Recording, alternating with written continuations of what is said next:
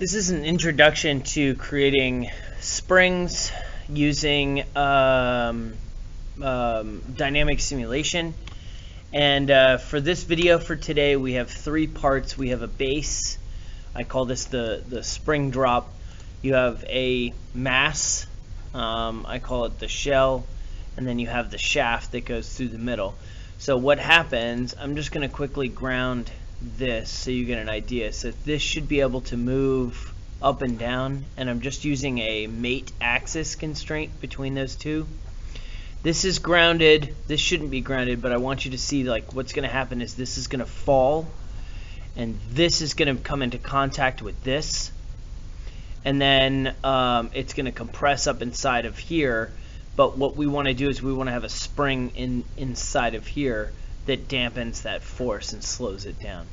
So while you're making this and you're creating your mass and your cylinder and your base, they need to be in line with each other, and they need to be perfectly flat with each other. So see how this is parallel to this surface down here, and if I go to the side over here, it's also centered in here. So then the other important part is when you put these together, I'm just going to unground this now because I'm going to open up the dynamic simulation for you. But when I double click on this hole here is the same size as the diameter of this outside object, okay? Or maybe even a little bit bigger. It would be fine if it's a little bit bigger. And so now we're going to go to environments and dynamic simulation. Just so you guys can see, I've got a 3D contact between this piece and the base. I've got a spring that's attached up in here, and I'm going to show you something about this spring. You have two forces. You have a stiffening force and a damping force. This is like, if you think about this, this is just a physical representation of what it is, but it's a series of two forces. The force is a like, if you want to call it a spring, it's a spring, and then this would be considered a shock, and the shock is slowing down the spring from bouncing up and down.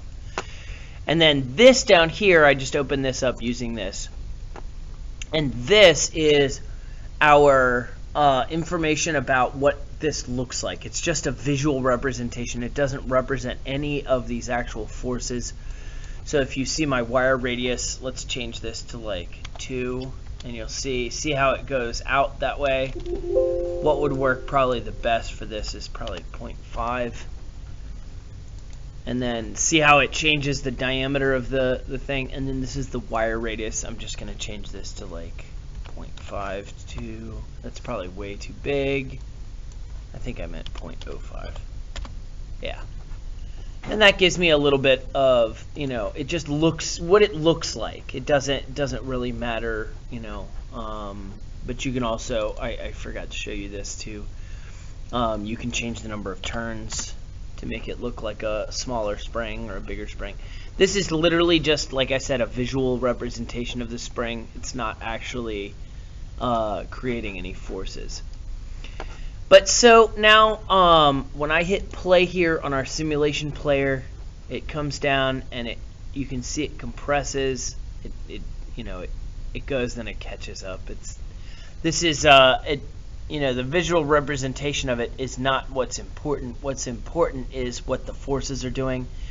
And it takes a long time to calculate all this because it has these reverse forces and forward forces and the 3D contact, and inside of that 3D contact you can make friction, and it's calculating all of this stuff all on the fly.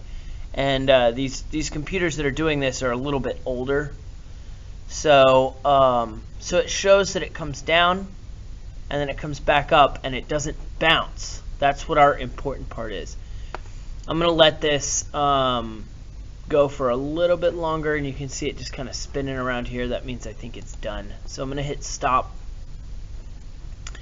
and give it a second to sort of refresh.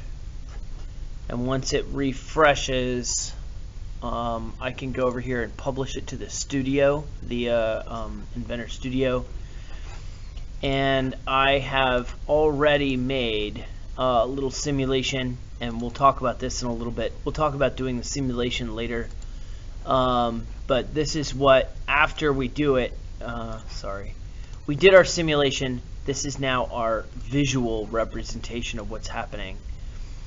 And if I hit play, it'll go here and goes down, and it kind of bounces up and down just a little bit, and then that damping force keeps it from bouncing up and down. Okay, that is the project, okay, and that's what we're doing. So what I'm going to do is I'm going to make another video, and I'm going to show you how to actually do the dynamic simulation part of this.